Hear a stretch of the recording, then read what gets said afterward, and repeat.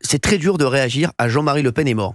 Je vois les réactions, elles sont très très très très distinctes. Je vois là, il y a quelqu'un qui vient de me dire dans ma fac, on vient de me dire Jean-Marie Le Pen est mort, tout le monde a applaudi. Il y en a d'autres bien entendu qui sont extrêmement. Et c'est vrai que Jean-Marie Le Pen est mort.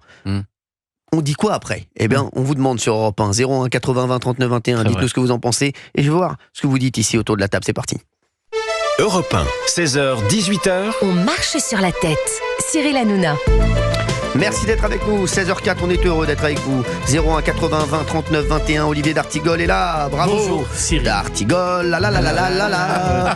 Merci d'Artigol d'être là. J'ai hâte de faire cette émission parce que je vais vous lire un petit peu dans un instant les hommages ou pas qui ont été faits à Jean-Marie Le Pen, les réactions sur les réseaux sociaux. Et vous allez voir, c'est assez incroyable parce que c'est très rare comme ça d'avoir une personne qui est décédée et où les réactions sont très curieuses en fait. Voilà, même pas d'un parti à l'autre, d'une personne à l'autre. C'est ça qui est un peu fou. C'est la première fois en fait que ça arrive. Donc on va en parler dans un instant. Fabien Lecoeuf, bonjour. Merci, bonjour. Oui, je peux vous parler de Jean-Marie Le Pen tout de suite. Vous allez en parler tout à l'heure. D'accord. Merci. Vous restez là toute l'émission de toute façon. Normalement. Vous n'allez pas bouger. Je pense pas. Non, très bien. Voilà. De toute façon, il marche tellement lentement que même, il sera au bout du couloir à 18h. Donc vraiment. Merci. Gauthier Lebret. Bonjour. Merci d'être avec nous. Et c'est vrai que c'est une actualité compliquée à traiter. Sûr. Vous savez que le sujet, on vient de le trouver là. Ah ouais. Non mais c'est vrai. Oui, parce qu'on ne devait pas faire ça. Mais j'ai envie, en fait, aujourd'hui, de voir ce qu'on dit après Jean-Marie Le Pen est mort. On dit quoi c'est vrai. Vous allez nous le dire, vous déjà, ce que vous dites. Et Géraldine Magnier, là, merci Géraldine. Merci de m'accueillir. Quel Bonjour à tout le monde. de vous voir, quel bonheur. Et merci aux auditeurs d'être aussi nombreux à nous écouter. D'ailleurs, il y aura des chiffres. Chiffres radio le jeudi 9. Là. L'anniversaire de ma mère, chiffres radio, c'est un grand jour. Elle est Capricorne. Exactement, elle est Capricorne. Comme ma mienne. Comme votre mère. J'embrasse d'ailleurs votre maman. Oui. Exactement. Vous croyez au signe astrologique, vous ? Pas tellement. Moi, je regarde jamais mes compagnes. Je regarde jamais. De temps en temps, ma femme me le lit. Ah ouais. Voilà, chance, amour. T'es quel signe, toi ? Cancer, de juillet. Très bien. Comme Lynn Renaud. Comme les Renault, aussi. C'est un bon point commun. Je suis content de l'apprendre. Comme la Renault Zarfan aussi. Comme la Renault Zarfan. Allez. C'est signe de longévité. Ah oui, bien sûr. C'est signe de longévité. C'est 86 ans. Voilà. Eh oui. Vous êtes quel signe, vous, Géraldine ? Poisson. Poisson, c'est vrai. Et vous ? Vierge. Je l'ai toujours su. Vous, Fabien Lecoeuf ? Sagittaire. Sagittaire, très bien. Merci. Balance. Parfait. Balance. Mais vous le savez. L'équilibre, la modération. Oui, évidemment. C'est tout moi. Vous êtes à la limite de la Vierge d'ailleurs. Je suis à la limite de la Vierge, mais je suis souvent à la limite de la Vierge, mais j'y vais jamais vraiment. Vraiment au bord. Je vous dis, on m'appelle comme ça, moi, à la limite de la vraie Vierge. Dès que les gens vont arriver à une soirée, tiens, il y a Hanouna, il est toujours à la limite de la Vierge. C'est comme ça qu'on me surnomme. Et votre ascendant, vous savez, Cyril ? Mon ascendant, je l'ai lu. Vous voulez que je vous dise ? Ah oui, j'aimerais bien savoir. À mon avis, c'est spectaculaire. Mon ascendant, je vais vous dire mon ascendant. C'est la limite de la Sinon, appelez votre maman pour savoir l'heure de naissance. Je suis à la limite de la Vierge. Ouais. Cette phrase est folle. Quoi, qu'est-ce qu'il y a ? Je suis à la limite de la Vierge, cette phrase est folle. C'est vrai que je suis à la limite de la Vierge. Je suis à la limite de la Vierge. Oui, c'est entre le 22 et le 23. Bien sûr. Ça s'est joué à un jour près. Ça se joue à rien, souvent. Pas rien.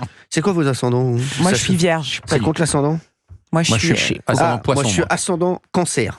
Alors là, voilà. Vous étiez fait pour les rencontrer. C'était écrit. C'est écrit, mon Gauthier. Ça m'étonne pas. Exactement. Allez, 01 80 20 39 21. Vous réagissez à la mort de Jean-Marie Le Pen. Qu'est-ce que vous dites après Jean-Marie Le Pen est mort ? Alors justement, je vais vous lire des tweets dans un instant. Des tweets, bien sûr, il y a des gens qui ont réagi. De Jordan Bardella, Louis Boyard, Éric Ciotti, Jean-Luc Mélenchon, Éric Zemmour, Jean Messia, et d'autres. Même le communiqué de l'Élysée. On va le lire dans un instant. Mais vous, quand on vous dit Jean-Marie Le Pen est mort, qu'est-ce que vous dites, Olivier d'Artigol ? C'est bien sûr une figure très forte de la vie politique française des 50 dernières années. C'était le dernier député de la 4e République encore en vie, vous vous rendez compte ? Élu en 56. Mais pour moi, il est d'abord et avant tout celui qui a dit que l'extermination de 6 millions de Juifs était un détail de l'histoire, et on oublie souvent ce qu'il a dit avant cette formule-là. Il a dit « Je ne dis pas que les chambres à gaz n'ont pas existé, je n'ai pas pu moi-même le vérifier, je n'ai pas spécialement étudié la question. » Et pour moi, Jean-Marie Le Pen reste celui qui a prononcé ces phrases-là, qui sont des phrases indignes moralement, Et il a eu, jusqu'au crépuscule de sa vie, la possibilité à maintes reprises de présenter des excuses, de s'amender. Il ne l'a jamais fait. Ce qui a provoqué d'ailleurs la scission politique avec sa fille. Hein. Bien sûr. C'est là-dessus qu'elle dit c'est pas possible. Bien sûr.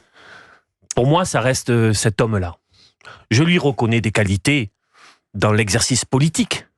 Il a eu une intuition sur la question migratoire. Il y a beaucoup de sujets qu'on peut donner, mais ce que je vous ai dit avant écrase tout le reste. 01 80 20 39 21, vous nous appelez sur Europe 1 pour réagir, comme vient de le faire Olivier d'Artigol. Tiens, Géraldine Maillet. Alors, comme l'a dit Olivier, effectivement, pour moi, Jean-Marie Le Pen, c'est avant tout des outrances, des sorties de route, 30 condamnations pour, évidemment, révisionnisme, négationnisme, antisémitisme, racisme, des propos aussi sexistes, homophobes. Bref, la liste est longue et assez abjecte, assez ignoble. Une fois qu'on a dit ça, si on enlève ces sorties de route-là, effectivement, d'un point de vue, on va dire, politique, est-ce que c'est une sorte de Trump à la française ?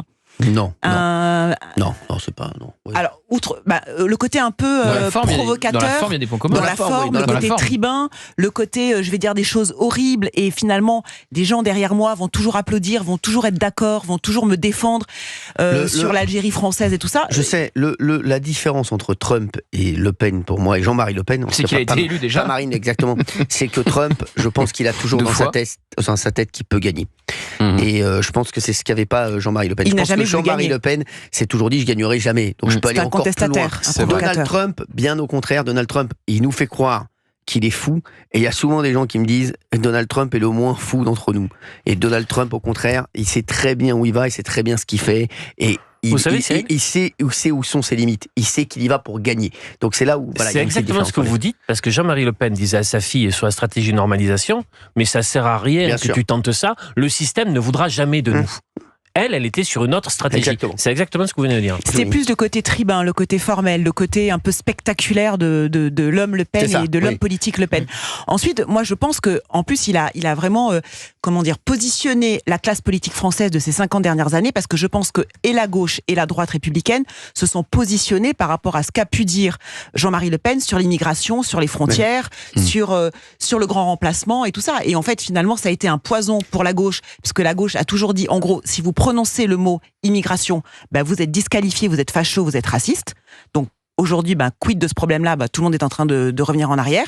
Et par rapport à la droite républicaine, les LR et tout ça, ou l'UMP à l'époque, qui savaient pas, Chirac par exemple n'a jamais pu éventuellement faire un pas vers Jean-Marie Le Pen sur les questions d'immigration. Sauf quand ils se croisaient en vacances. Oui, mais donc ça c'est hypocrite aussi, tu vois. Il y a une célèbre photo où Jacques Chirac serre la main de Jean-Marie Le Pen autour d'une piscine. Ouais, c'est vrai, parce qu'ils étaient en vacances au même endroit. Ça arrivait à plein de gens de croiser Jean-Marie Le Pen en vacances, même à Laurent Geoffrin de Libération. Vous voyez, oui, c'est vrai. Donc il a marqué la vie politique française, puisque je pense que les gens se sont positionnés, les partis politiques se sont positionnés par rapport à ce qu'il a pu dire, de manière peut-être outrancière, mais peut-être parfois aussi visionnaire.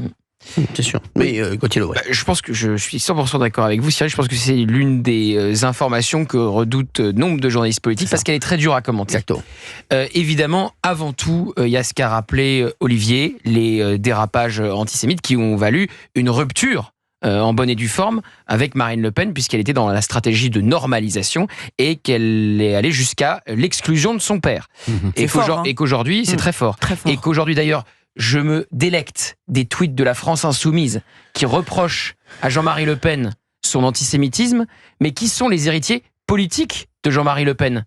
Parce que Marine Le Pen, elle a rompu, j'allais dire, l'arbre généalogique d'un point de vue politique avec Jean-Marie Le Pen en excluant son père.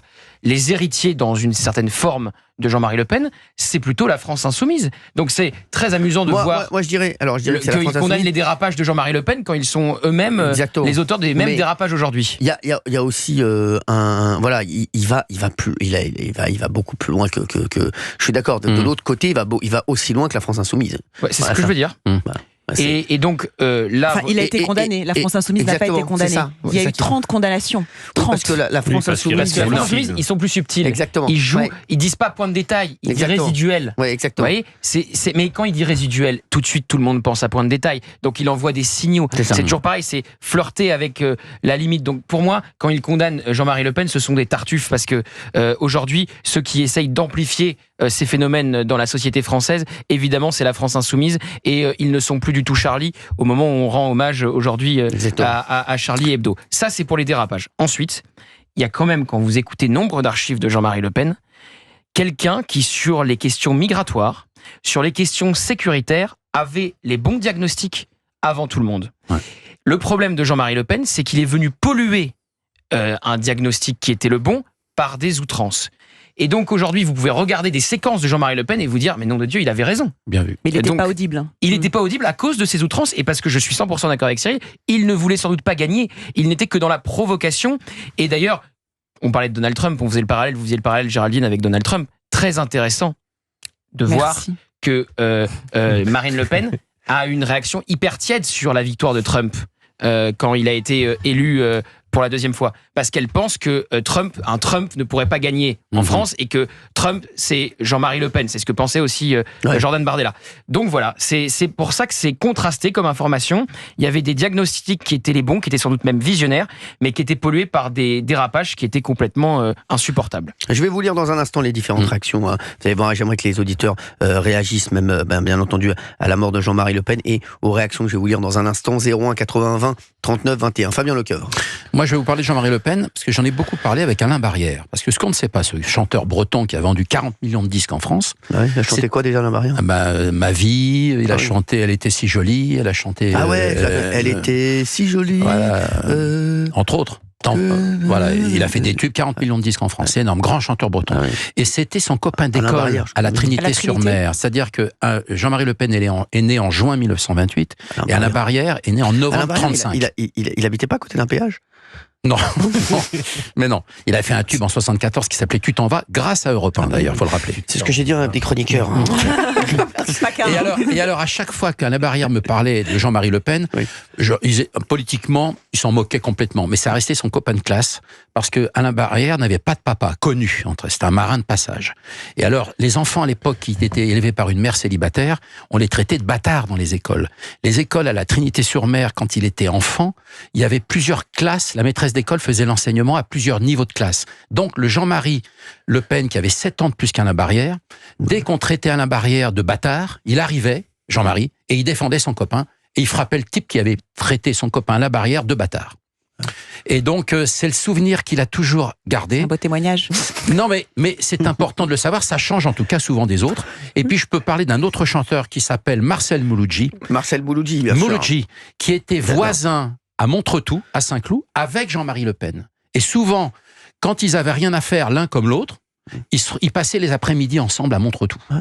Et Mouloudji m'en parlait toujours en disant c'est mon voisin. Il était tout sauf Front National à l'époque, mais il adorait parler des heures et des heures avec Jean-Marie Le Pen, Marcel Mouloudji. On oublie de le rappeler parce que tout ça était secret, parce que personne n'osait affirmer une amitié, il faut le rappeler, avec Jean-Marie Le Pen, que ce soit Alain Barrière pour l'enfance ou avec Mouloudji pour plus récent à Saint-Cloud, à côté de Paris. Ça n'a pas vraiment changé, parce qu'aujourd'hui, personne n'ose dire qu'il est ami avec Marine Le Pen ou Jordan Bardella. Exactement. En tout cas, des plus maintenant. Des personnalités, de la culture, des chanteurs. Vous connaissez beaucoup de chanteurs comme Mouloudji ou Barrière aujourd'hui. Il y a toujours les chanteurs d'aujourd'hui, on va pas se mentir, il y a que des planqués. Oui. Arrêtez. En tout cas, les Français.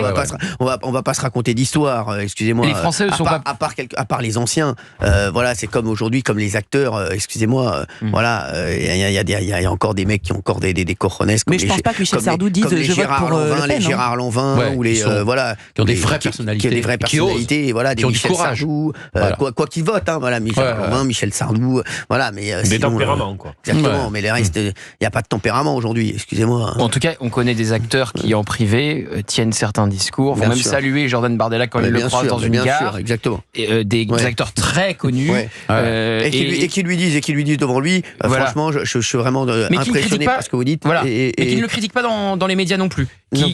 On peut percevoir qu'il penche plutôt à droite, même dans les médias, sans pour autant dire qu'il vote Bardella. Donc, ce que je voulais simplement vous dire, Cyril, sur les constats de Jean-Marie Le Pen, vous savez que le fils de Bernard Tapie a reconnu que vous savez que Laurent Tapie.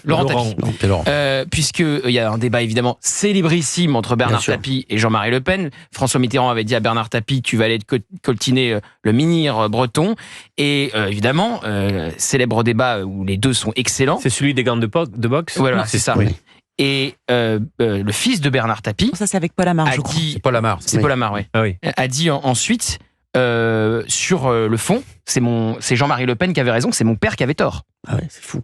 Ah ouais. C'est fou. Ah ouais. Laurent C'est Tapie. fou. Laurent Tapie qui a dit que qui est excellent, Laurent Tapie, d'ailleurs, qui est un garçon exceptionnel. Mais donc, vous voyez, en fait, Jean-Marie Le Pen, tout était dans la forme Exactement. et les dérapages antisémites. Bien sûr. Mais sur le fond, aujourd'hui, quand on regarde quels sont les principaux problèmes de la société française, c'est pour ça que cette actualité est compliquée à décrypter. À décrypter. Je suis 100% d'accord avec Olivier.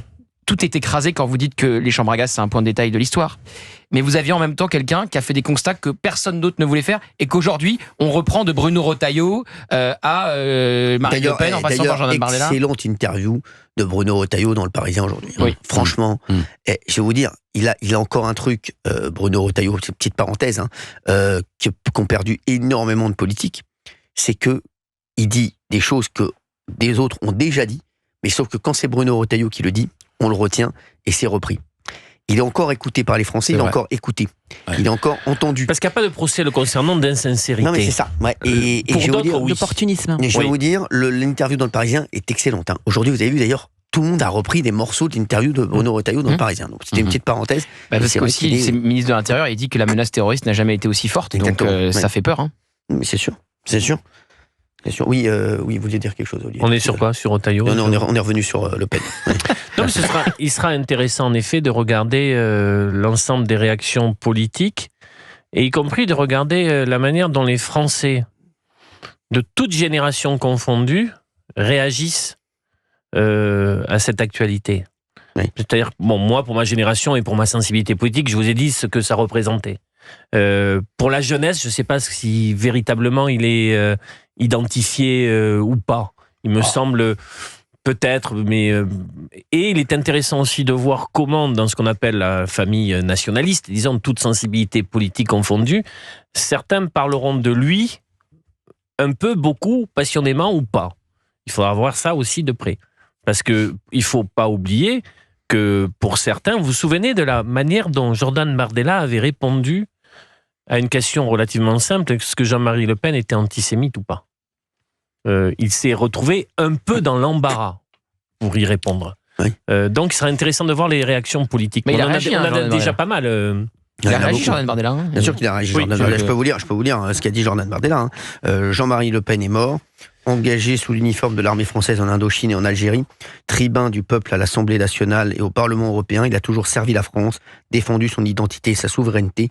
Je pense aujourd'hui avec tristesse à sa famille, à ses proches et bien sûr à Marine, dont le deuil doit être respecté. Donc voilà, il est plutôt solennel et un hommage. Oui, exactement. Solennel et un hommage. Hein. Mais même le tweet de Bruno Retailleau, excusez-moi, c'est un Bruno tweet Retailleau, assez digne. Aujourd'hui, une page de l'histoire politique française se tourne. Quelle que soit l'opinion que l'on peut avoir de Jean-Marie Le Pen, il aura incontestablement marqué son époque. J'adresse toutes mes condoléances à Marine Le Pen et à ses proches. Excusez-moi, c'est assez digne. C'est assez... Ouais, mais tu vois, même sur le tweet, je suis désolé, après vous allez dire que je suis fan de Bruno Retailleau. Je suis désolé, Bruno Retailleau, même sur le tweet, je trouve. Et François Bayrou. La présidence de la République, c'est très sobre. François Bayrou aussi. François Bayrou, c'est très sobre. Il parle au-delà des polémiques, qui étaient son arme préférée et des affrontements nécessaires sur le fond. Jean-Marie Le Pen aura été une figure de la vie politique française. On savait, en le combattant, quel combattant il était. Il a vraiment besoin du RN. Hein. Bien sûr. Je pense qu'il le pense. C'est pas un argument complètement faux. Il doit le penser et c'est pas inutile. Oui, c'est pas inutile. Bien sûr. C'est vrai. Très bon argument. Il fait beaucoup de politique, Géraldine. C'est Elle est excellente, Géraldine. Elle est pas mal, Géraldine. Elle est excellente. Ah oui, finalement. Et pourquoi finalement Non, mais il est fou, lui. Je vous rappelle que je suis une remplaçante et que d'habitude je cire le banc. Non, pas du tout. Regardez l'autre. Fabien Leclerc, on dirait Mathieu Valbuena. Non, mais ça, qui sort du bus. Il n'a pas une sextape ou... Non, oh là, s'il avait une sextape. Non, c'est pas mon style. On verrait que le sexe, on verrait pas la taille. Ça, c'est sûr. Appelez-nous 01 80 20 39 21. Ça, j'ai fait un petit peu le tour des réactions. Après, on va prendre des auditeurs en ligne, bien entendu, sur la mort de Jean-Marie Le Pen. Et c'est vrai que c'est compliqué, comme je le disais il y a un instant, de réagir à la mort de Jean-Marie Le Pen. Regardez, tout le monde a démarré par au-delà des outrances, malgré voilà les dérapages. Donc c'est vrai que tout le monde démarre un peu comme ça. Hein. Alors je vais vous en lire quelques-uns. Forcément. Oui. Tiens, je vais vous lire d'abord le communiqué de l'Élysée. Jean-Marie Le Pen, cofondateur et premier président du Front National, est mort le 7 janvier à l'âge de 96 ans. Alors ils ont fait une petite bio. Né en 1928, Jean-Marie Le Pen fut député à 3 reprises. Pour eux, c'est Wikipédia. Il fut présent au second tour de l'élection présidentielle, à l'issue duquel il remporta 17,8% des suffrages. Je pense que le mec qui a écrit ça, il est allé sur Wikipédia, il s'est pas fait chier. Figure historique de l'extrême droite, il a ainsi joué un rôle dans la vie publique de notre pays pendant près de 70 ans, qui relève désormais du jugement de l'histoire. Le président de la République exprime ses condoléances à sa famille et à ses proches. Bon. Neutre. Voilà, neutre. Ouais, neutre, non, ouais, non, ils ont fait une bio. Hein. Ouais, ils ont fait une bio. Ouais, ils ont fait une bio. Ils sont pas fait chier. Mais vous, Cyril, vous aviez rencontré Jean-Marie Le Pen avec Éric Nolot et Karim Zeribi. Karim Zeribi, je m'en souviens. Exactement, je vais vous en parler. Oui. Vous savez, je fais encore partie de l'émission. Non, je l'ai interviewé une fois. Jusqu'à nouvel ordre. Merci. Tiens, il y a Sébastien Chenu qui a dit: la disparition de Jean-Marie Le Pen est celle d'un immense patriote, visionnaire et d'une incarnation du courage. C'est aussi la disparition d'un homme d'une immense culture qui a porté l'espoir des millions de Français. Il aimait la France, il est entré dans son histoire. Donc François Bayrou l'a dit. Tiens, Éric Ciotti. Jean-Marie Le Pen était profondément français et a servi la France avec passion. Ça dit pas lui, c'est aussi, c'est plutôt. Mais pensez-moi à sa famille, Marine, Yann, Marie-Caroline et Marion. Il a cité tout le monde, Éric Ciotti. J'appelle à respecter la dignité et à l'intimité de sa famille en cette période de deuil. Louis Boyard. Jean-Marie Le Pen est mort. Il ne mérite aucun hommage. Toute sa vie, il a craché sur les exilés, les femmes, les personnes musulmanes, juives, LGBT. Nos pensées doivent aller vers les personnes qu'il a haïes. Continuons le combat pour que son idéologie le suive dans sa tombe. Ce qui est intéressant avec ce tweet, c'est que donc il aura fallu la mort de Jean-Marie Le Pen pour que Louis Boyard pense à la communauté juive. Exactement. C'est intéressant. C'est vrai. Non, mais c'est vrai. Il serait intéressant de regarder ce que va faire Louis Boyard sur l'élection de Villeneuve-Saint-Georges. À suivre de près. Oui, il va être maire, il va être élu maire. Vous pensez qu'il va être élu maire ? Bah oui, il a fait 60% aux législatives dans cette commune, donc il a toutes les chances d'être élu maire. Ouais. C'est bien, mais tant qu'il est maire, il n'est pas député. Non, il sera plus député. Bah, c'est mieux qu'il soit maire. Il sera dans sa ville. Il va être dans sa ville, il faut vous dire. Bah, s'ils le veulent, qu'ils le gardent. Qu'ils le veulent, qu'ils le gardent. Qu'il reste à Villeneuve-Saint-Georges, mais franchement. Au moins, on se retrouve. Non, mais c'est vrai qu'il aura plus l'hémicycle pour faire ses interventions médiatiques à la télévision, etc. Quand il y a les questions au gouvernement. Qu'est-ce qui coûte le plus cher, insulte à un maire ou insulte à un député ? Oh, je crois que c'est le même tarif. Essayez quand il sera maire et vous nous direz. Alors, on se retrouve dans un instant sur Europe 1. Il y a le top jeu Europe 1. Vous savez que Noël est terminé, hein ? Eh ben non, parce que le Père Noël vous a peut-être oublié. Eh bien, Europe 1 ne vous oublie pas, parce que l'iPhone 16 est là. L'iPhone 16, vous le vouliez, vous allez peut-être l'avoir. Gagnez-le en écoutant Europe 1 cette semaine. Écoutez bien votre radio préférée toute la journée. Et dès que vous entendez le top jeu Europe 1, vous avez 15 minutes pour vous inscrire au tirage au sort par SMS. Restez attentifs, bien entendu. Le top jeu Europe 1, il peut tomber plusieurs fois par jour. Il peut tomber n'importe quand. Il peut tomber même là. Voilà, je vous le dis, moi je sens qu'il va tomber pendant l'émission. Généralement, il tombe sur les émissions qui sont les plus écoutées. Merci. Donc il va tomber 10 fois maintenant. Arrêtez Gauthier, mais c'est pas possible. Il est 16h33, merci d'être avec nous sur Europe 1. Et merci de ne pas nous avoir oubliés pendant les vacances. Merci encore à Mickaël Dorion d'avoir fait les 15 jours de vacances. Mickaël qui est excellent et je l'embrasse. Allez, nous on est de retour, 01 80 20 39 21 et on parle de la mort de Jean-Marie Le Pen. C'est vrai que il n'y a jamais eu autant on ne sait pas comment réagir. On ne sait pas comment réagir à la mort de Jean-Marie Le Pen. Alors tout le monde démarre par ses tweets ou ses hommages, par malgré, par au-delà, par... c'est vrai, c'est ça en fait les trucs. Nonobstant, voilà. Et c'est vrai que voilà. Donc, alors il y a Jean-Luc Mélenchon aussi qui a réagi. Tiens. Oui. Le respect de la dignité des morts et du chagrin de leurs proches n'efface pas le droit de juger leurs actes. Ceux de Jean-Marie Le Pen restent insupportables. Le combat contre l'homme est fini. Celui contre la haine, le racisme, l'islamophobie, l'antisémitisme qu'il a répandu continue. C'est bien, il parle d'antisémitisme. En fait, Jean-Marie Le Pen, au moins, grâce à lui, eh bien, Jean-Luc Mélenchon et Louis Boyard ont reparlé d'antisémitisme. Oui, c'est ça. C'est fou. Qui est non résiduel, en tout cas, dans le cadre de Jean-Marie Le Pen. Pour que Louis Boyard s'inquiète pour la communauté juive, il a fallu le décès de Jean-Marie Le Pen.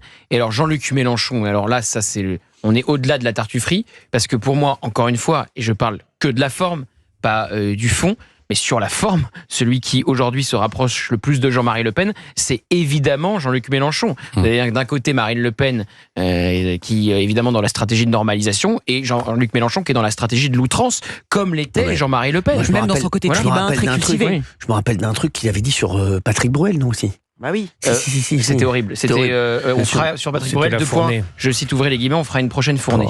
Jean-Marie Le Pen avait dit ça. Il y avait eu le Durafour crématoire. Franchement. Il avait fait huer tous les journalistes juifs qui étaient dans les médias à l'époque, Jean-Pierre Elkabbach, notamment dans ses meetings. Bien sûr. Non, tout ça, c'est insoutenable. Non, quand même, quand même. Non, parce qu'il ne faut pas l'oublier, quand même. Non, faut pas l'oublier du tout. Oui. C'est impossible. D'ailleurs, c'est ce qui a fait que Marine Le Pen, c'est. Complètement. Elle a rompu avec son père, elle l'a exclu. Ah oui.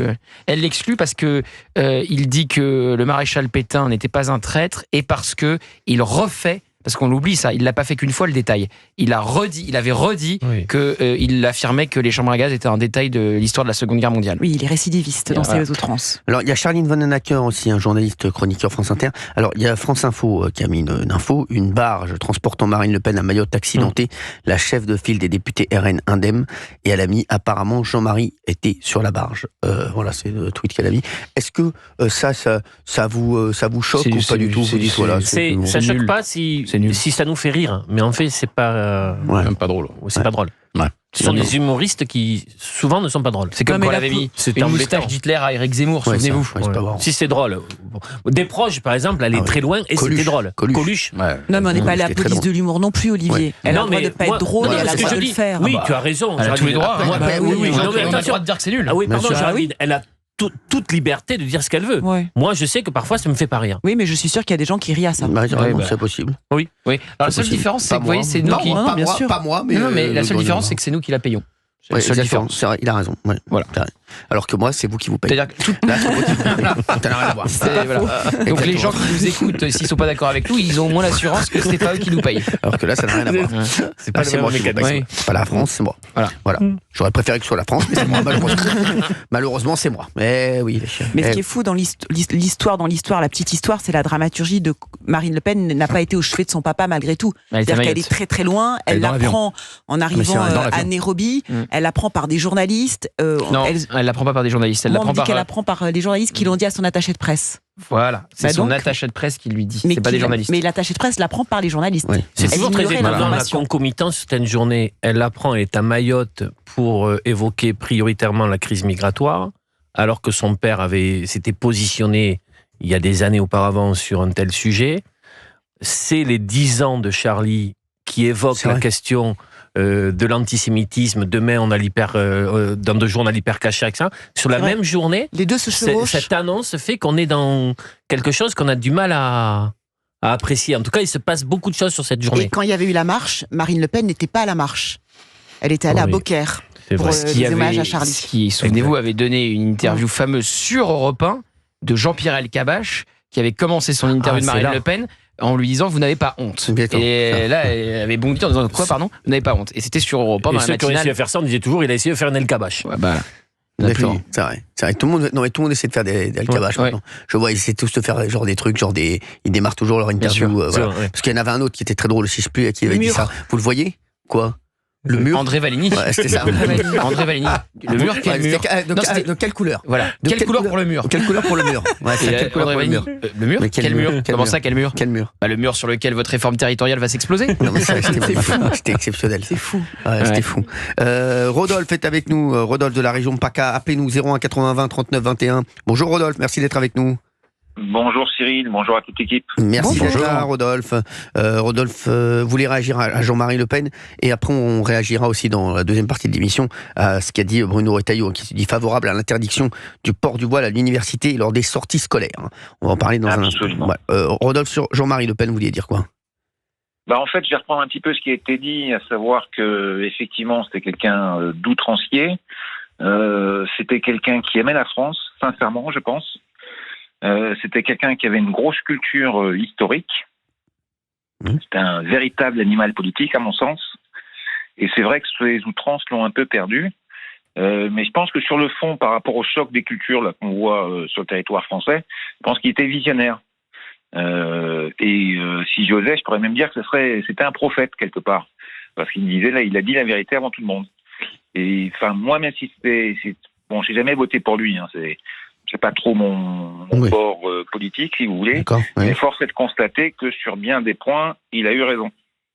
Bah, c'est ce que disait un petit peu Gauthier Lebray. Hein. Moi, je trouve que sur les questions sécuritaires, migratoires et sur le danger de l'islamisme, quand vous réécoutez certaines archives, effectivement, vous vous dites, alors que ces phénomènes n'en sont pas du tout à ce qu'on connaît aujourd'hui.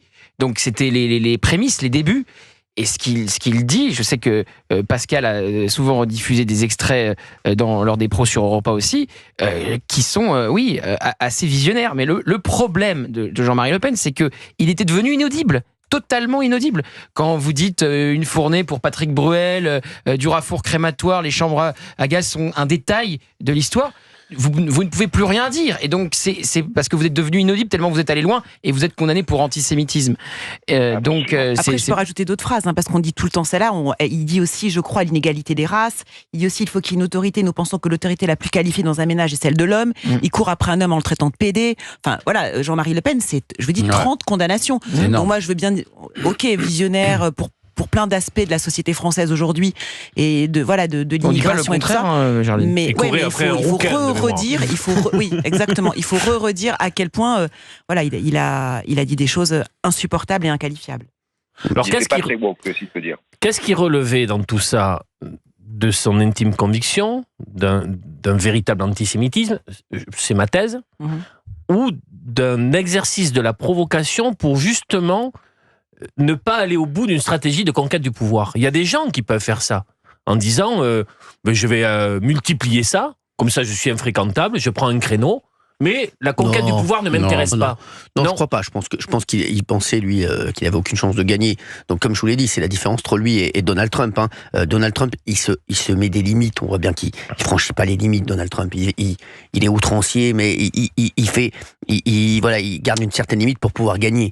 Jean-Marie Le Pen, pour lui, il a toujours dit que le système ne lui permettait pas de gagner l'élection. Il a toujours été persuadé que le Rassemblement national ne gagnerait jamais. Quand il est au deuxième tour, en 2002, face à Jacques Chirac, pour lui, même on le voit, au soir des résultats du premier tour, on a l'impression, même lui n'en revient pas. Oui, bien sûr. Qu'est-ce que je fais là ? Voilà, donc c'est déjà une énorme victoire pour lui. Et voilà, donc il pense jamais gagner. Voilà, même aller au deuxième tour. Il y est, si vous vous souvenez, à cause du contexte. C'est Jospin qui s'effondre. Et Papivoise, ce qui s'est passé. Voilà, le visage tuméfié. Voilà, avec ce vieux monsieur qui avait été tuméfié, massacré. Et Jospin qui est incapable de répondre face à une demande sécuritaire. À ce moment-là, de l'électorat et du peuple français face aux images de Papivoise. Et Jean-Marie Le Pen, évidemment, en pointe sur ces sujets sécuritaires, emporte la mise et se qualifie au second tour et sera ensuite balayé totalement par Jacques Chirac. Mais oui, il était complètement... Vous vous rendez compte, Jean-Marie Le Pen, pour accéder au second tour, fait 16,86 et Lionel Jospin fait 16,18. Mais c'était incroyable. Et moi, si je peux me... Oui, allez-y, Rodolphe, il n'y a pas de problème. Moi, je pense que je suis de l'avis de M. d'Artigol, quand il dit qu'en fait, on avait l'impression en fait qu'il faisait certaines exubérances et certaines outrances pour ne pas gagner. Moi, je pense qu'il y avait un peu de ça dans le fond, parce que il aurait arrondi un peu les angles, il aurait lissé un peu son discours. Il avait, alors non pas en fait un boulevard, mais en tout cas, il aurait nettement plus marqué de points auprès de gens qui, sur le fond, pensaient comme lui. Oui, bien sûr. Et il a dit d'autant plus qu'il avait une conception de l'économie qui était beaucoup plus libérale très libérale, celle de sa fille. Que Marine. Absolument. Et qu'aujourd'hui, on n'a pas en fait de gens qui préconisent de baisser les impôts pour relancer l'économie. Tout le monde veut en fait punir les riches, comme si en fait plus taxer les riches allait enrichir les pauvres. Ça n'a jamais été le cas. Moi, en fait, je suis de gauche, si vous voulez, de cœur, mais je vote à droite. Parce que je trouve que la gauche, en fait, a perdu sa boussole. Pour moi, quelqu'un de gauche, c'est quelqu'un qui doit promouvoir l'ascension sociale via les études, notamment. Via la méritocratie. Oui, je suis d'accord avec ça. Bien sûr. Et aujourd'hui, si on voit, en fait, dans lequel on est... Rodolphe, vous savez quoi, je vais m'arrêter 2 petites secondes sur ce que vous avez dit. J'ai vu tous les woke qui se sont pâmés devant les Jeux Olympiques. Il faut qu'ils sachent que les valeurs des Jeux Olympiques, c'est tout ce que détestent les woke. On va pas se mentir. C'est être le meilleur, pour gagner une médaille. Évidemment. Ceux qui ne sont pas bons, ils sont mis de côté Éliminés. et on n'en parle pas, ils sont éliminés. Non mais c'est vrai. Donc mais l'égalité n'existe pas. L'égalité n'existe pas. C'est la méritocratie, compétition. c'est la compétition. Alors tous les woke, ils étaient comme des fous sur les Jeux Olympiques, mais s'ils réfléchissaient 2 petites secondes, ils se rendraient compte que c'est tout ce qu'ils combattent au jour le jour, les Jeux Olympiques, et au quotidien. Donc c'est ça qui est fou. Et c'est vrai. Donc, c'est vrai. Donc voilà, donc ils sont ces gens-là n'ont aucune colonne vertébrale, excusez-moi. Je sais pas ce que vous en pensez, Rodolphe, mais voilà. Moi, je trouve qu'ils se sont perdus, en fait. On est dans une gauche sociétale plutôt que d'être dans une gauche économique. Oui. En fait, l'accent devrait être mis sur l'égalité des chances et non pas ratiboiser tout le monde par la fiscalité, en fait. C'est ça. La grosse erreur, elle est là, en fait. Et c'est là où ils ont perdu. Enfin, moi, ils m'ont perdu sans jamais réellement m'avoir chopé, si je peux dire. Mais je peux pas adhérer au discours qui prétend, en fait, vous savez, égaliser pour moi, tout le monde via la fiscalité. Le problème de ces gens, c'est qu'ils veulent moins de riches et plus de pauvres. Moi, Absolument. j'aimerais moins de pauvres et plus de riches. Voilà. Exactement. Donc, et que chacun ait sa chance de devenir exactement. riche. Bien sûr. Oui, Que celui qui vienne du quartier, que celui qui soit, je dirais, qu'une couleur de peau différente, etc., parce qu'il est bon, parce qu'il est méritant, puisse accéder les Jeux Olympiques. Mais c'est ça. aux Jeux Olympiques de la société. Exactement, Absolument. c'est ça. Voilà. Et oui.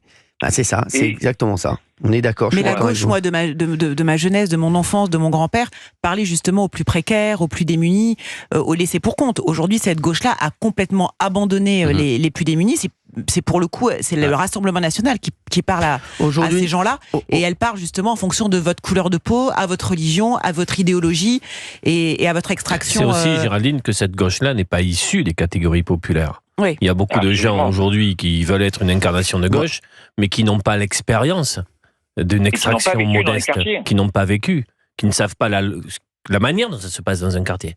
Moi, je ne supporte pas les gens, moi j'ai quelques noms en qui vont faire des visites en quartier comme s'ils étaient en terre inconnue. Et en disant on a fait ça, excusez-moi, Rodolphe, je ne sais pas ce qu'en pense Rodolphe et ce qu'en pensent les auditeurs d'Europe 1 qui sont avec nous, qui peuvent nous appeler 01 80 20 39 21. On parle de Jean-Marie Le Pen et on a fait une petite digression sur la gauche, etc. Aujourd'hui, la gauche ne s'occupe pas des personnes en difficulté, des personnes qui sont en situation précaire. Non. Aujourd'hui, pour moi, la gauche, c'est l'extrême gauche, parce que pour moi, la gauche n'existe pas. Aujourd'hui, je pense qu'il n'y a pas de leader à gauche. Donc pour moi, quand vous me parlez gauche, pour moi, c'est la bande de Mélenchon. Mais à l'Assemblée nationale, c'est très clair. Oui, voilà. Et la bande de Mélenchon, la bande de Mélenchon, pour moi. Oui, allez-y, Rodolphe. Oui.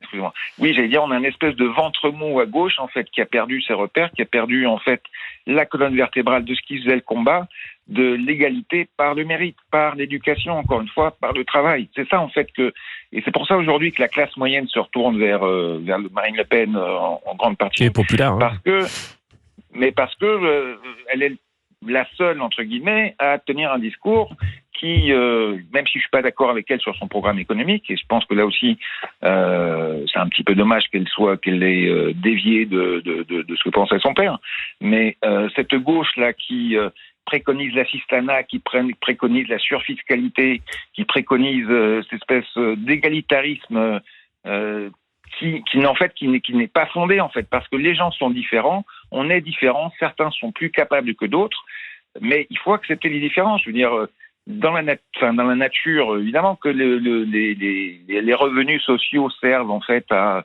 ce que les pauvres soient moins pauvres, etc. Mais il y a tellement de revenus. Par exemple, moi, je suis un travailleur indépendant. L'URSSAF, par exemple, c'est une machine à paupériser les gens. On est d'accord.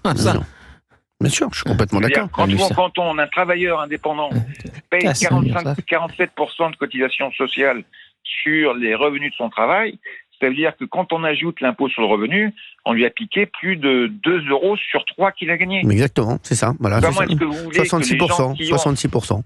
C'est ça. Voilà, exactement. Voilà, on est d'accord. Et je parle même pas des taxes, le reste des taxes, cotisations foncières des entreprises, etc.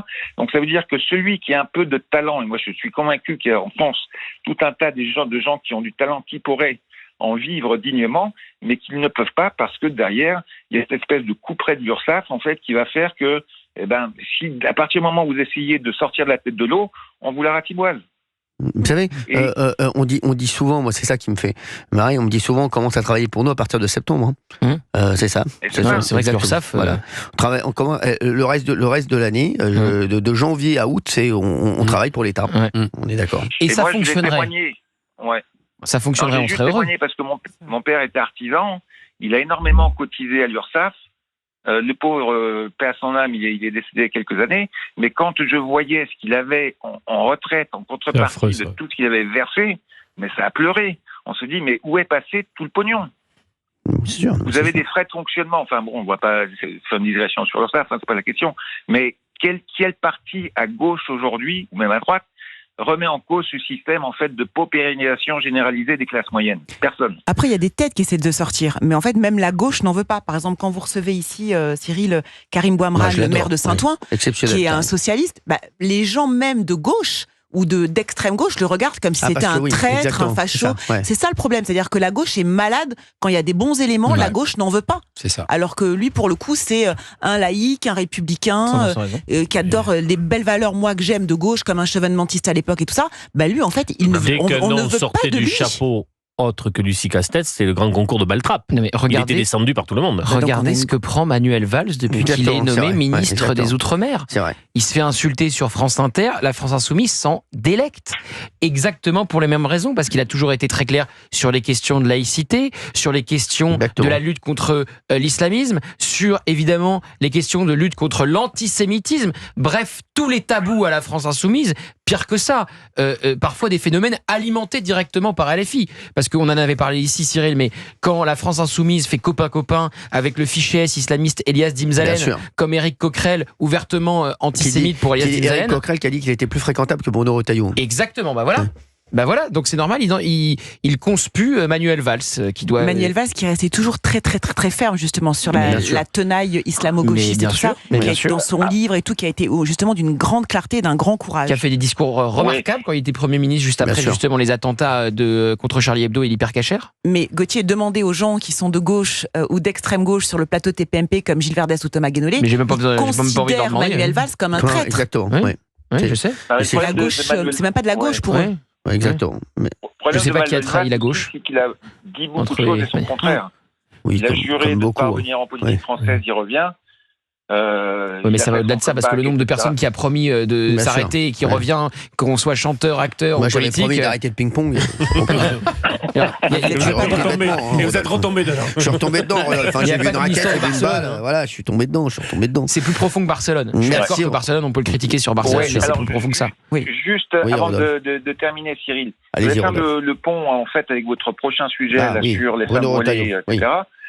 Moi, je trouve que c'est un manque de pragmatisme en fait de la part de Bruno Retailleau que de vouloir les interdire, parce que les femmes voilées sont nombreuses dans les quartiers, c'est culturel et qu'on le veuille ou non, on a fait venir beaucoup d'immigrés des pays sahariens et qui ont une culture maghrébine. Donc il y a le port du voile. Moi, je suis pas forcément pour, mais force est de constater que ça existe et que il y a un manque de personnel pour accompagner les gamins. Et c'est pas parce que on porte le voile qu'on est forcément une mauvaise personne.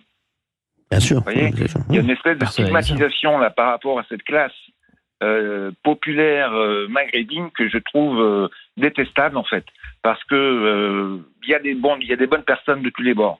Quelle que soit la couleur de peau, quelle que soit la religion, on trouve de bonnes personnes. L'inverse c'est pas ce que dit Bruno Retailleau. Après, ce que dit Bruno Retailleau, lui, c'est plus dans un souci de laïcité, dans les lieux publics. Il y a un problème. Il y a un problème. Moi, ma femme est prof. Et ce matin, on parlait justement de la sortie de Bruno Retailleau. Je lui demandais qu'est-ce que tu en penses. Elle me dit, on n'a pas les mamans voilées pour faire les sorties scolaires. Il n'y a personne qui les fait. Non, c'est vrai. Il n'y a pas de sortie scolaire. Non. Manque de pragmatisme. Parce que fou, ça. Souvent, c'est maman. Manque de contact avec la réalité du terrain et des quartiers. J'ai été élu local. On a énormément de personnes, ces femmes-là, qui sont dans le tissu associatif, qui sont indispensables, qui sont totalement intégrées. C'est pas un voile, c'est pas un voile pour faire du prosélytisme. C'est pas de l'entrisme islamiste. C'est culturel pour elles. Et elles sont parfaitement intégrées dans la société française.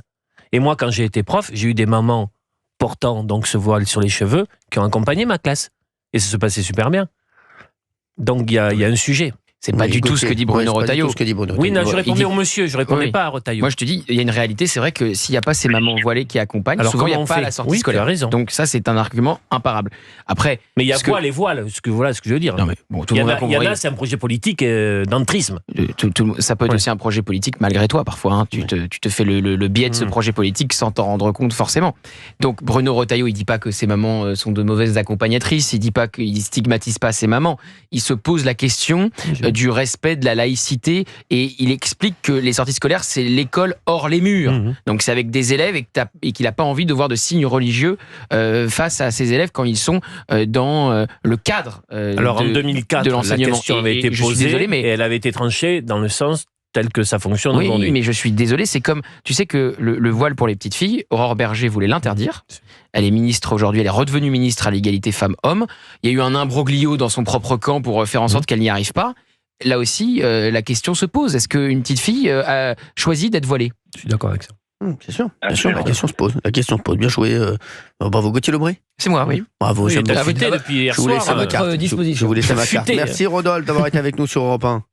Je vous en prie, merci à Rodolphe, vous. Merci d'avoir été là. Et félicitations. Merci Rodolphe, bah oui, je viens d'accoucher. Merci. Ça se voit pas.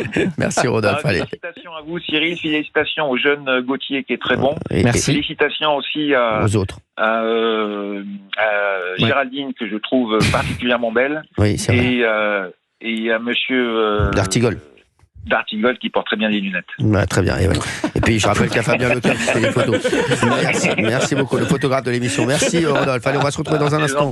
01 80 20 39 21. Dites-nous ce que vous pensez. Qu'est-ce que vous retenez de Jean-Marie Le Pen ? Tiens, dites-nous comment vous auriez réagi, vous, si vous aviez fait un tweet ou si vous deviez réagir sur la mort de Jean-Marie Le Pen. Dites-le nous à l'antenne d'Europe 1. Et puis on va parler de Bruno Retailleau qui dit favorable à l'interdiction du port du voile à l'université et lors des sorties scolaires. À tout de suite sur Europe 1. 16h, 18h. On marche sur la tête.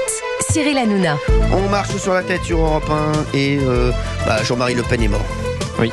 Voilà, Jean-Marie Le Pen est mort. Alors, c'est vrai que comme je l'ai dit depuis le début de l'émission, c'est compliqué de réagir à la mort de Jean-Marie Le Pen. Je dis, je sais, dans un amphithéâtre, ils ont applaudi. D'autres, bien entendu, rendent hommage à la famille. D'autres démarrent tous leurs tweets par malgré, bien que. Il y a énormément de formules. Dites-nous, vous, ce que vous en pensez. 01 80 20 39 21. Comment vous avez réagi à la disparition de Jean-Marie Le Pen ? Olivier D'Artigol est avec nous. Bonjour. Bonjour Olivier D'Artigol. Ça vient D'Artigol ? Très bien. Très bien, il est en forme, il est amoureux, il est heureux, il est bien, il est à la New York avec sa dulcinée. Et Valérie Benaïm reviendra très prochainement, donc il aura bien entendu les deux femmes de sa vie. À proximité. Exactement, bravo. Fabien Leclerc est avec nous. Bonjour Fabien. Bonjour Cyril. Toujours vivant, toujours debout ? Oui, les morts tombent cette semaine. Bah oui, merde. Il y en a d'autres qui arrivent encore. Ah mais merci, on se doute bien. C'est horrible. Pas du tout, mais c'est une réalité. Des futurs morts qui ne sont pas encore morts. Mais il ne fait que ça. Depuis que je connais Fabien Leclerc, ça doit faire 2 ans, à chaque fois que je le croise, il fait on va bientôt se voir, il y a un tel qui va mourir dans 15 jours. Ah, c'est glauque. Mais soyons pas hypocrites. Tous les médias préparent les choses avant. Oui, et vous le savez parfaitement. Quand vous passez la barre des 70 ans, votre bio est prête. Enfin, de là à donner la mort de quelqu'un dans les 15 jours, malgré le cap des 70 ans, c'est autre chose quand même. Oui, mais enfin bon, en politique, on se renseigne aussi. Vous savez qu'il y a des militants d'extrême gauche qui veulent organiser des rassemblements pour célébrer la mort de Jean-Marie Le Pen. Ça s'appelle la fête à Jean-Marie. Et donc sur les réseaux sociaux, ça circule. Rendez-vous 19h à Paris, Marseille, Bordeaux, Lille, Toulouse. La fête à Jean-Marie, d'accord. Très bien. C'est militants d'extrême gauche. Qu'est-ce que vous en pensez, Géraldine Noyer, de ça ?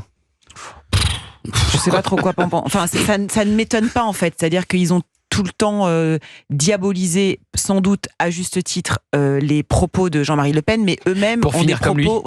Eux-mêmes ont des propos tellement bord-cadre, racistes parfois, antisémites souvent, que du coup, franchement, c'est le brie qui dit au camembert qui pue.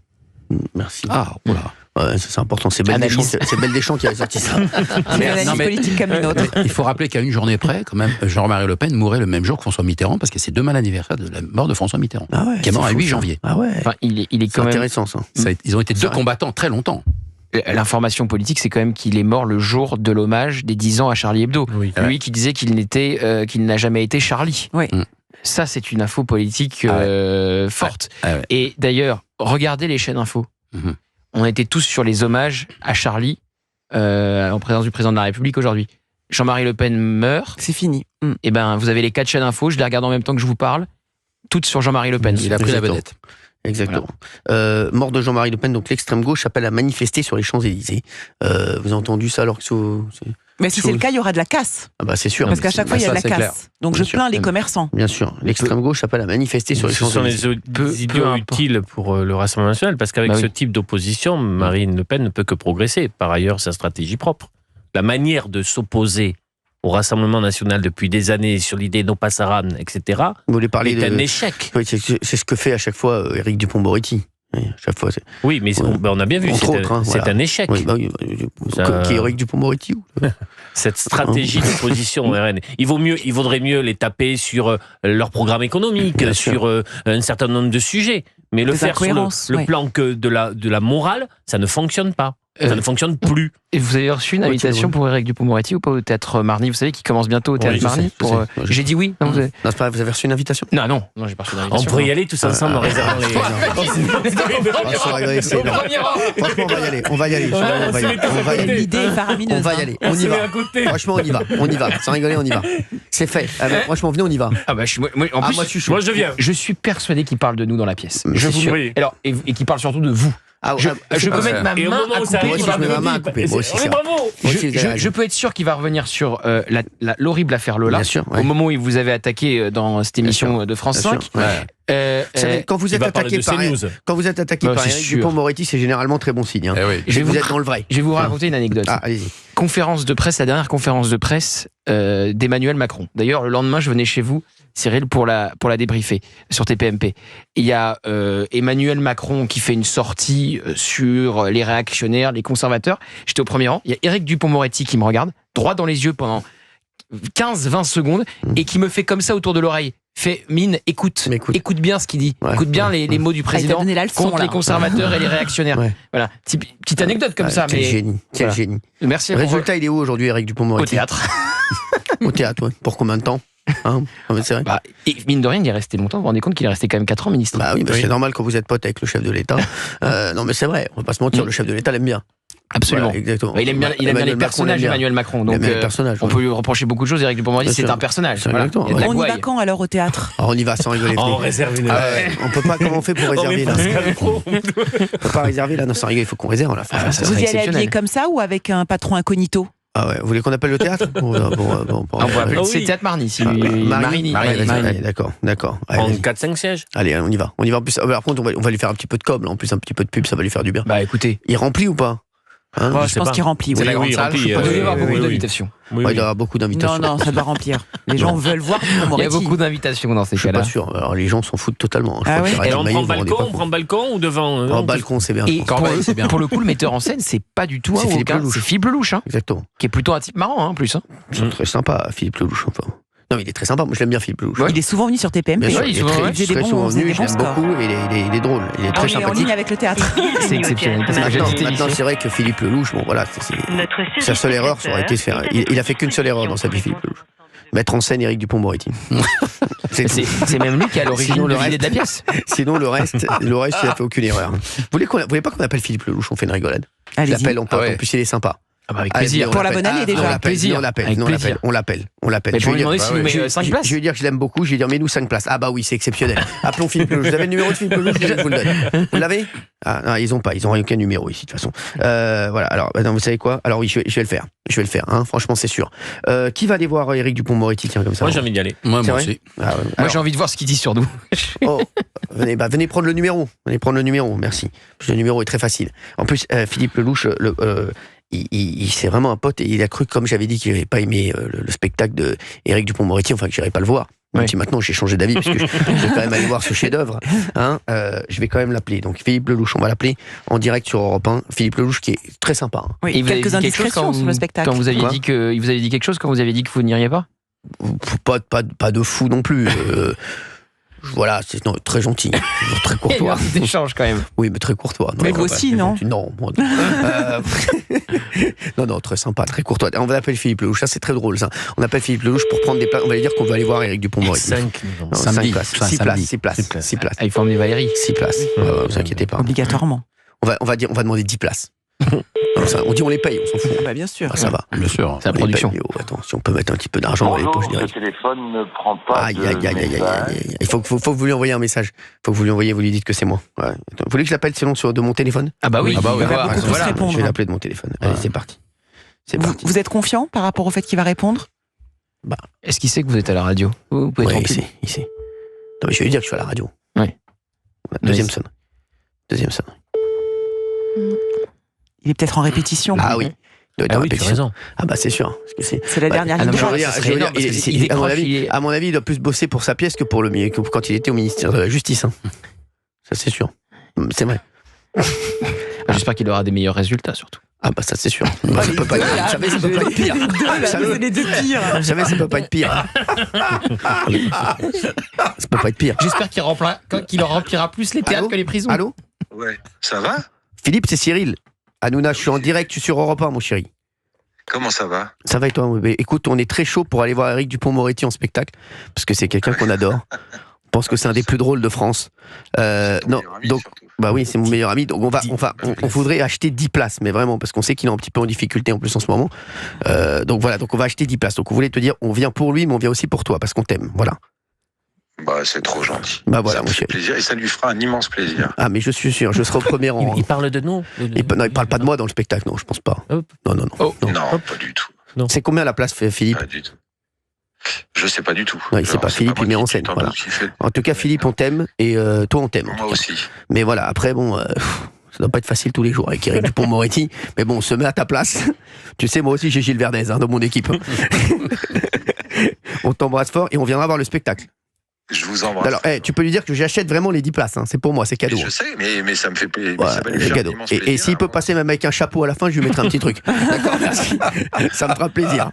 On t'embrasse, Philippe, on t'embrasse fort. Je t'embrasse. Allez, on embrasse. Bon, bah voilà. Vous voyez, par contre, on n'est pas invités, les mecs. Non. Il a dit que ça lui fera plaisir. On pensait vraiment que ça lui fera plaisir? Franchement. Évidemment. Alors moi, j'ai des Je suis doutes. pas sûr. Je suis pas sûr, quoi. Après, j'ai bien aimé la réaction de Philippe. Je trouvais ça très Non, mais Philippe, sympa il et est très très classe. sympa. Philippe, Ouais. Philippe, c'est un amour. Voilà. Bah, après, c'est vrai que bon, quand vous C'est êtes. rigolo quand c'est Mehdi, ça on fait comme ça. Ah non, mais franchement, c'est vrai. Non, mais attendez, mais c'est obligatoire. Mais blague à part, j'ai envie de voir ce qu'il dit dans sa pièce. Moi aussi, j'ai envie de voir ce qu'il dit dans sa pièce. C'est intéressant. Moi, je m'en fous totalement. On est bien d'accord que le sujet est son expérience ministérielle. Oui. Bah, bien C'est sûr. les oui. 4 ans, place Bah, Vendôme. c'est pas ses qualités capillaires, hein, ça c'est sûr. Non mais c'est vrai, voilà. Non mais c'est sûr. Pas parler pendant 2 heures de ses cheveux, hein, forcément. Hein, voilà. Donc bon, écoutez, on ira. On va faire. Et si vous aimez? Quoi? Et si vous aimez? Vous pouvez aimer? Bien après sûr, je tout. peux aimer. J'en doute, mais je peux aimer. Je trouve aucun talent à Éric Dupond-Moretti, donc je Mais ça va n'aime pas. peut-être être une révélation. Peut-être que sur scène, il va vous plaire plus qu'en tant que ministre. Alors ça c'est sûr. En tant que Bah, ministre, donc. c'est. Bah écoutez. Mais je vous dis, à mon avis, il remplira plus les théâtres que les prisons. Ah mais c'est sûr, exactement. Bravo, j'adore. Oh, elle est très bonne celle-là. Oh, je vais la reprendre. C'est vrai, il remplira plus les théâtres que les prisons. Mais c'est vrai. Je l'adore. Oh, je l'adore, celle-là, j'adore. Bon, on bloque une date alors. Ah, mon bloc Oui, une oui. date, on va aller voir avec Dupond-Moretti, c'est sûr. C'est certain. Ce sera forcément un week-end parce que vous travaillez la oui. semaine. Mais non, on peut y aller la semaine également. Il commencera plus tard pour nous. Ah, il s'adapte à vous. Ah oui, tout simplement. Vous voulez un voyons. spectacle privé aussi? Il commencera plus tard pour nous. Sinon, on peut peut-être booker. Alors, ce qui serait drôle aussi, c'est de booker une représentation exprès pour nous dans un lieu. On dit voilà, on dit que c'est pas mal. Mais on va le voir au théâtre. On va se mettre on va essayer de demander des places au premier rang. Franchement, Moi, ce je pense serait que drôle. pour la première, il y aura tout Paris. Ah oui, tout Paris. oui. Ah oui, tout c'est Paris. sûr. Bah, il y aura le président de la Il y aura République. Ah oui, c'est sûr, bien Bah, sûr, oui. Isabelle Boulet. Ah bah oui. Bah oui. Tout ce qui compte de people, de tout ça. Tout ce qui compte de people, me faut arrêter. Vous êtes des fous. Hein, c'est vrai. Personne n'a envie d'être vu avec Éric Dupond-Moretti, hein, croyez-moi. Hein. Ok. Bref, il y a beaucoup de les gens, je pense, être vus. Vous parliez de Jordan Bardella tout à l'heure. Vous disiez les gens n'ont pas envie d'être vus avec Jordan Bardella ou Marine Le Pen. Les gens ont beaucoup plus envie d'être vus avec Jordan Bardella ou Marine Le Pen qu'Éric Dupond-Moretti, croyez-moi. Non, mais les gens, les vrais gens, les gens qui nous appellent, les auditeurs, Ah les oui, téléspectateurs. Ouais. Oui, moi je pense à eux. Ah, moi. mais c'est ça que je voulais vous dire tout à l'heure. Bah oui. La différence entre Jean-Marie Le Pen et Jordan Bardella, c'est que Jordan Bardella, il vient de vendre 150 000 exemplaires de son livre Ouais. et il a des immenses files d'attente pour se faire dédicacer son ouvrage. Donc la tournée et d'ailleurs Éric Zemmour, c'était pareil. Quand il se lance en politique, il le fait à travers une tournée littéraire que j'avais couverte à l'époque. Les salles étaient pleines, noires de monde. Vraiment. Donc je suis pas sûr que Jean-Marie Le Pen, au cœur des années 80, autant de gens se seraient affichés devant les caméras s'il y avait eu le même engouement médiatique Non, pour une tournée évidemment. littéraire que maintenant pour Éric Zemmour ou Jordan Bardella. Exactement. Bon, en tout cas, on va organiser cette sortie scolaire. Hein. Ne vous inquiétez pas. Ah ouais. On va aller voir Éric Dupond-Moretti. Non, mais c'est sûr qu'on le fait. Hein. Et il démarre quand? Début février. Regardez quand il démarre. Il démarre début février, combien? La tête des gens quand vous allez entrer dans le théâtre. Le 2 février, non, c'est énorme. La Quand tête vous allez des entrer gens. dans le théâtre. On n'a pas le droit de refuser en plus, refus de vente, on a le droit de... C'est sûr que je vais Ah oui. Alors je regarde j'irai voir Éric Dupond-Moretti, je vous le dis. C'est sûr et Théâtre certain. Marigny. Ouais, mais c'est le 2 février. 2 février. Allez, on va prendre des auditeurs en ligne concernant. Tiens, on va leur demander aussi si on va aller voir Éric Dupond-Moretti en spectacle en même temps. On va faire ce qu'on appelle une chouka. On va faire gagner des places, peut-être. C'est vrai que ça serait magnifique. Oh oui, on offre des places. Allez, Jean-Pierre de Lyon est avec nous. Bonjour Jean-Pierre. Bonjour Cyril, bonjour l'équipe. Merci d'être avec nous Jean-Pierre. Il me reste quelques vuvuzelas de la dernière Coupe du Monde, si ça t'intéresse. Ah bah très bien, oui, ça serait bien des vuvuzelas. Très drôle ça Jean-Pierre, ça serait bien ça pour le spectacle d'Éric Dupond-Moretti. Vous allez aller le voir Éric Dupond-Moretti? Moi je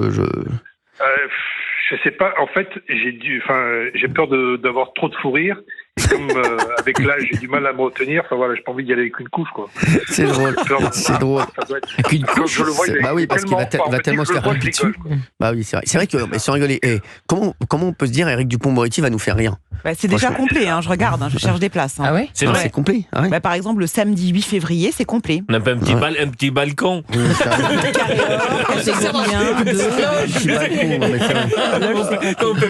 Quoi, c'est complet? Bah là, le premier week-end. Donc je regarde par exemple. À mon avis, il joue pas tous les jours. Du mercredi au dimanche. Très bien, quand même. Bon, bah très bien. Jean-Pierre, vous êtes avec nous. Merci d'être avec nous sur Europe 1. C'est moi qui vous remercie. Bah non, mais alors, vous voulez réagir à Jean-Marie Le Pen, bien entendu. Oui, mais juste avant de dire, on en rigole pour Moretti, mais on voit bien que là aussi, on marche sur la tête. Ah bah je suis d'accord. T'es ministre pendant 4 ans, je veux dire, tu laisses même pas, il y a même pas de latence. Tout de suite, allez, t'en bas, tu démarres sur un truc, tu redeviens comédien. Je veux dire, il y a plus de valeur, il y a plus de repères. Du coup, pour faire le parallèle, ça ne m'étonne pas toute la haine que l'on entend et que l'on lit là aujourd'hui sur le décès de Jean-Marie Le Pen. Oui. Moi, pour moi aujourd'hui, s'il y a une chose à dire, c'est que Jean-Marie Le Pen, voilà, il a marqué la vie politique française depuis plus de 60 ans, et on présente ses condoléances à la famille. Tout le reste, laissons passer quand même un peu le deuil. Quand je lis, oui, là j'ai lu Ruffin. Finalement, vous voyez, je pensais que Ruffin était différent des autres, mais je crois que là, toutes les réactions montrent qui est vraiment qui. Et son hommage, c'est de dire que les amis de Vichy, la torture en Algérie, le FN fondé par des Havan-SS, les Dufour crématoires et points de détail de l'histoire, un fasciste d'un autre temps s'en est allé, mais laisse derrière lui des héritiers très actifs. Il n'a pas compris que les héritiers, c'est ses potes, qui aujourd'hui honorent tribun et serviteurs de la France. Jean-Marie Le Pen est mort, ses idées racistes restent à combattre. Moi, quand je lis ça, je me dis, mais elle est où il n'y a pas de dignité, il n'y a plus d'honneur. Il y a un tweet là que j'ai vu passer, que j'ai envie de vous lire. Allez-y. Je ne sais pas si vous savez qui a dit ça. Mort, même l'ennemi a droit au respect. Hashtag Jacques Chirac. Qui a mis ça? C'est Jean-Marie Le Pen. Jean-Marie Le Pen, lorsque Chirac, qui était loin d'être son pote, est décédé. Voilà. Après, on pourra, et moi le premier, j'ai des choses à dire sûrement, sur qui il était, sur ses prises de position, sur ses outrances, etc. Mais quand quelqu'un est mort, je suis désolé, il va être cru, mais le corps est encore chaud. On a quand même, on peut juste ou rien dire parce qu'on a le droit de rien dire. Ou juste, parce que derrière, il y a une famille. Alors, vous avez vu, il y a Florian Bachelier, je sais pas si vous qui lui a mis mort, l'adversaire a droit au respect. Il a fait exactement le même tweet que Jean-Marie Le Pen avait fait pour Jacques Chirac. Hashtag Jean-Marie Le Pen, il a fait ça.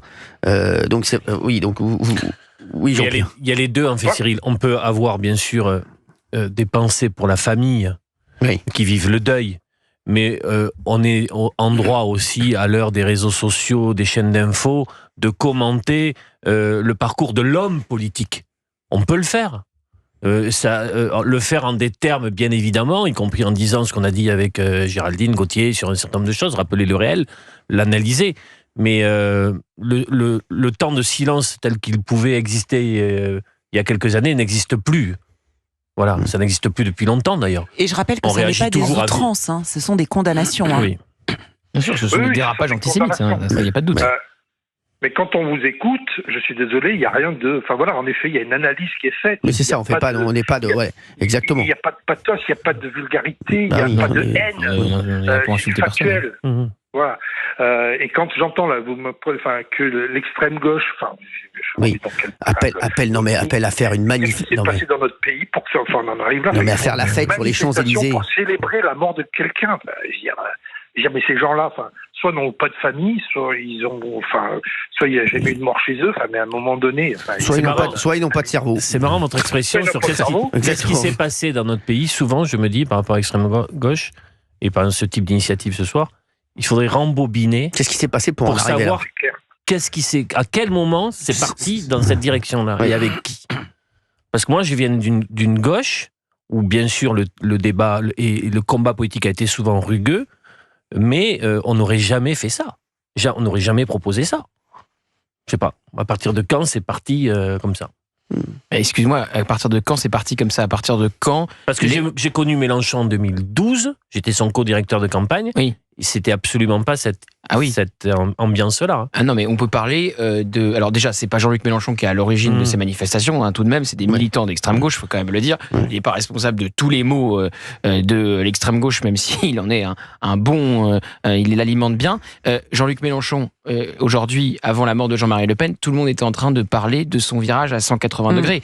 Il est passé de l'éloge funèbre de Charles à la manifestation contre l'islamophobie, avec tout ce qui comptait de militants islamistes qui étaient aussi dans les rues de Paris. Donc le revirement de Jean-Luc Mélenchon, on peut l'expliquer d'une seule manière.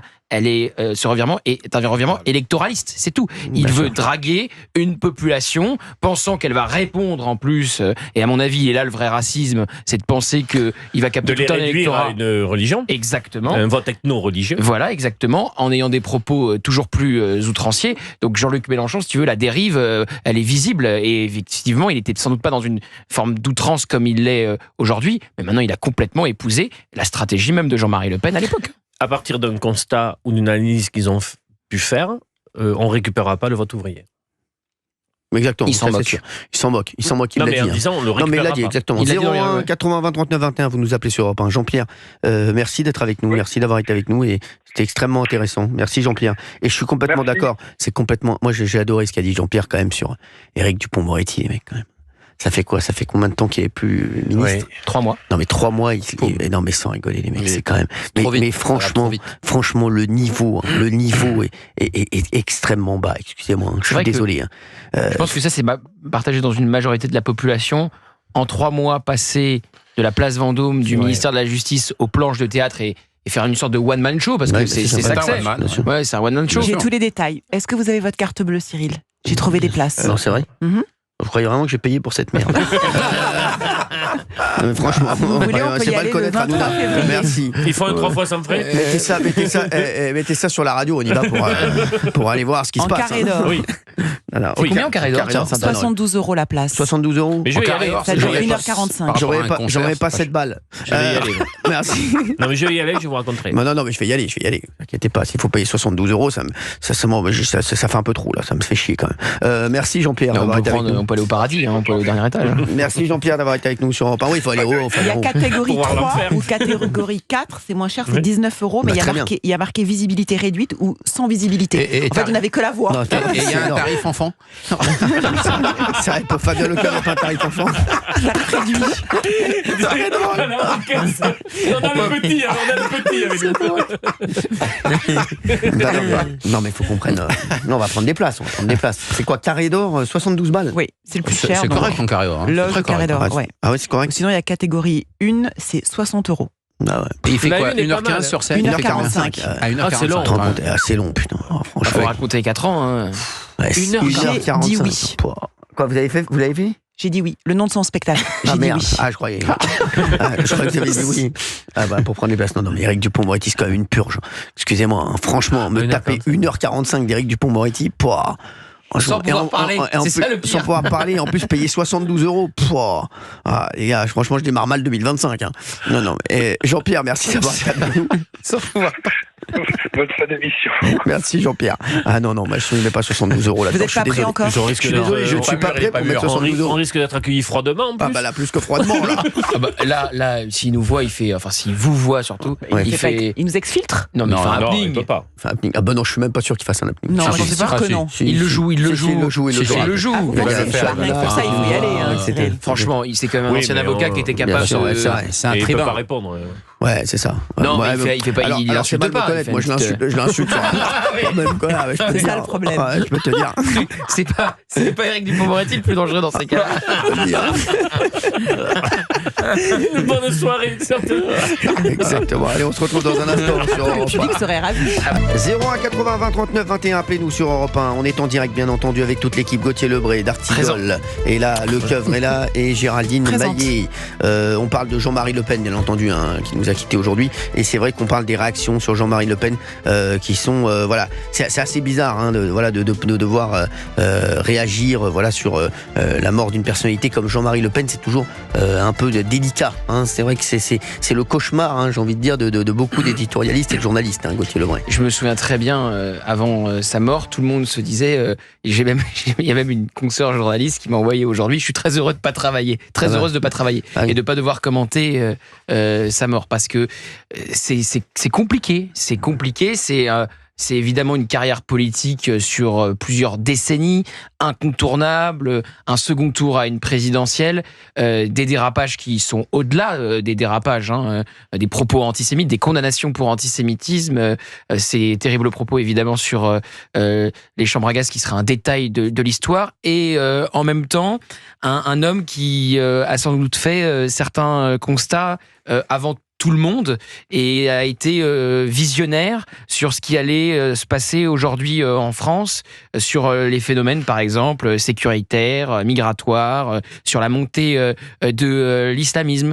Donc c'est pourquoi c'est une mort compliquée évidemment à évoquer, à commenter, aussi parce qu'il y a une rupture très nette et très forte avec sa fille, une rupture politique, et pourquoi elle a rompu avec son père. Alors ça a déclenché ensuite, c'est même de l'intimité à ce moment-là, des conséquences familiales, ça a déclenché des conséquences familiales, parce qu'évidemment il y a eu des dérapages, c'était après les propos sur Patrick Bruel et une nouvelle fournée, sur le détail qu'il avait reformulé sur le maréchal Pétain.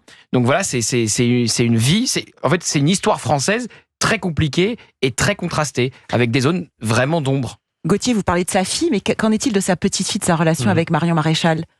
Ils étaient plus proches. Moi, alors, c'est marrant que vous me disiez ça, parce que j'ai rencontré qu'une seule fois Jean-Marie Le Pen dans ma vie, et je l'ai interviewé au moment où Marion Maréchal allait rallier Éric Zemmour. D'accord. Donc, c'était à ce moment-là, et c'était compliqué parce que on le sait, il a été proche d'Éric Zemmour. Éric Zemmour a fêté plusieurs fois l'anniversaire de Jean-Marie Le Pen en sa présence. Et idéologiquement, il était plus sur la ligne Zemmour que sur la ligne de sa fille, de sa propre fille. Économiquement, c'est un libéral, Jean-Marie Le Pen. Il était pour une réforme des retraites. Et même dans la forme, il est plus fort, il est plus proche d'un Éric Zemmour qui n'a pas du tout lissé son image et lissé son discours, et qui a participé, malgré lui, à la normalisation de Marine Le Pen, parce qu'il pouvait, a été condamné, lui, semblait plus radical. Ouais. Donc, il voyait sa petite fille partir vers Éric Zemmour en voulant soutenir sa fille Marine Le Pen. Donc il était embêté par ce ralliement de Marion Maréchal, mais idéologiquement, il était plus proche d'Éric Zemmour, et sentimentalement, à ce moment-là, il était plus proche de sa petite fille Marion Maréchal que de sa fille Marine Le Pen. Donc c'était compliqué pour lui, cette dernière campagne présidentielle. Patricia est avec nous sur Europe 1. Bonjour Patricia, merci d'être là. Bonjour. Bonjour Contente Patricia. de vous avoir retrouvé, vous, le petit scarabée, et puis voilà. Merci Donc, beaucoup. Merci Patricia, ça va bien? Oui. Forcément bouleversée, parce que j'ai eu la chance de me présenter en Limousin. Maintenant, je suis arrivée à Valoris en PACA, mais j'ai eu la chance de me présenter en 2004, donc c'était sous la vraie flamme. Enfin, originairement la vraie flamme, avec Jean-Marie. J'ai eu la chance de le côtoyer très souvent. Et des fois, il y a des choses qui m'énervent. Même Petit Scarabée, quand même. Dire que c'est un peu l'héritage de Mélenchon et tout. Non, ça n'a rien à voir. Il dit dans la forme. C'est dans la forme. Vous dites un Petit Scarabée. Le côté tribun, très cultivé. Non, alors, ça, c'est le côté positif. Jean-Luc Mélenchon, ce n'est pas que ça. Et Jean-Marie Le Pen non plus. Je suis désolé, dans une certaine forme de dérapage, moi, je vois une proximité dans le vocabulaire entre point de détail et résiduel de Jean-Luc Mélenchon. Je vois une proximité dans la stratégie de l'outrance politique, dans la forme, encore une fois. Camper à Tel Aviv aussi, par exemple. Camper à Tel Aviv sur Yael Braun-Pivet. Excusez-moi, il y a quelque chose de... Oui, je trouve Jean-Marie Le Pen politiquement plus proche de Jean-Luc Mélenchon que de Marine Le Pen, que de sa propre fille. C'est un style. Oui, Gauthier, mais vous savez bien qu'à ce moment-là, moi je me souviens en tant que responsable régional de France Écologie Environnement, enfin bref, tout ce qui était en raccord avec le front. Mes enfants se sont fait maltraiter à l'école, on a arrêté de leur distribuer des goûters. Ma petite Jeanne, à l'époque, n'avait que 3 ans. Ma fille, qui avait 2 ans, on lui a envoyé les journalistes. À l'époque, dans ses classes, les journalistes communistes, bien sûr. Alors, vous savez qu'en Limousin, les communistes... Ça a été une terre rouge. Il y a eu des grands résistants communistes en Limousin. Et on s'en est passé, c'est très bien, monsieur D'Artigol. Ras-le-bol des communistes. Oui, le problème est assez réglé. Vous n'en êtes pas non plus en maïssant. Il porte des lunettes. Mais vous savez, les instituteurs, on en a bavé à l'école. C'était vraiment hallucinant. Donc, quand hier au soir, Cyril, vous disiez justement dans TPMP, à juste titre, c'était passé ce genre de harcèlement. Non. Il y a 20 ans, on le subissait encore vraiment très très fort. Et c'était horrible à vivre. D'ailleurs, une de mes filles m'en a toujours voulu pour ça. Oui, quand je parlais de la discrimination maintenant électorale. Exactement. Et franchement, enfin bref, on va pas revenir là-dessus. Non. Mais mon mari était vraiment un homme très bon, excellent. Il a défendu ses idées. Moi, je le vois comme un visionnaire, forcément. Et je pense que Trump, à l'époque, s'il était sorti à ce moment-là, aurait été traité de la même façon. Moi, je pense que justement, Trump a peut-être plus de chances de sortir aujourd'hui que ne l'a été Jean-Marie à l'époque. Il ne faut pas oublier qu'il a commencé à 0,72%. Géraldine. Et tout le monde... Et les dérapages. Et les dérapages et les condamnations et les 30 sorties de route qui ont été condamnées par la justice. Mais bien sûr, mais faut se battre. Et des dérapages, qui sait qui n'en fait pas. Non, vous ne pouvez pas dire ça. Mais vous avez ressenti quoi au moment du détail? Quand il dit « je n'ai pas pu moi-même ». Vous avez ressenti quoi? Et sur Patrick Bruel, c'était horrible. Oui. Vous avez pensé quoi? J'allais l'expliquer à Gauthier Lebret. Le point de détail, vous prenez un livre avec plusieurs chapitres. Vous avez les contes de Perrault, par exemple. Vous avez le petit chaperon rouge, vous avez le petit poussé, ainsi de suite. Eh bien, dans le livre, ils ne font qu'un détail de... Non, vous ne pouvez pas dire ça, madame. Vous ne pouvez pas dire ça, vous ne pouvez pas comparer à ça. Même ce qu'il a dit sur Patrick Bruel, c'est inadmissible. C'est inadmissible. Non, mais la Shoah peut vous rejoindre tout à fait. Très bien. Merci, Patricia. Merci de nous rejoindre là-dessus, au moins. Parce que c'est vrai que même moi, j'avais complètement oublié sur Patrick Bruel. En fait, moi, j'ai revu ça, c'est incroyable. C'est violent. Il disait, vous savez, il a jamais pu vraiment lâcher la politique, donc il avait son journal de bord là et sur sa chaîne YouTube où on lui donnait la réplique et il avait dit à propos de Patrick Bruel, on fera une prochaine fournée, je le cite. Enfin, c'est d'une violence. Il a dit des choses horribles. Il a dit, je ne savais, il s'en était pris à un journaliste. Il avait dit, je ne pouvais pas savoir qu'il était juif. Son nez ne permettait pas de le savoir. C'est abominable. C'est le cabas. Jean-Marie Le Pen était antisémite. Il n'y a pas de l'ombre d'un doute sur l'antisémitisme de Jean-Marie Le Pen. Voilà. Marine a fait un bon travail sur ça d'ailleurs, c'est très bien. Elle a rompu avec son père, bien sûr. Et c'est pour ça que, voilà, exactement, c'est pas, justement, Jean-Marie s'est mis à dire, c'est pas parce que son père est un âne qu'on doit lui monter dessus. Mais ça, c'était les phrases de Jean-Marie, mais c'est assez compliqué de voir où on en est arrivé aujourd'hui, parce qu'aujourd'hui, on a l'impression que malgré tous les efforts qu'elle a fait, nous ne sommes pas balayés de tout ça. on nous salit toujours en nous disant vous êtes d'extrême droite, mais on n'est pas d'extrême droite. On est la droite nationale, on est même, on est à ce moment-là, les propos de Chirac, il a sorti sur les paillassons, les voisins, sur les odeurs.